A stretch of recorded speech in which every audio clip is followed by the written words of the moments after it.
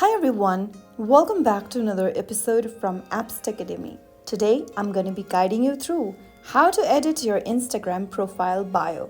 To edit your Instagram's profile bio, launch open the Instagram app on your smartphone first and make sure that you're logged into the right account. Once you're in the home page of Instagram, tap on your profile picture at the bottom right.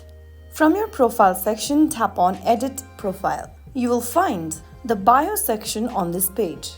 Go ahead and tap on bio and then go ahead and edit or add anything to your bio.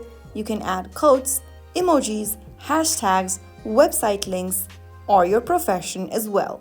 Make necessary edits on your bio with the help of your keypad at the bottom, and once you are done with the edits, click on Done at the top right corner. And that's how you can easily edit your Instagram account's bio. If you found the video helpful, don't forget to like, share, and subscribe.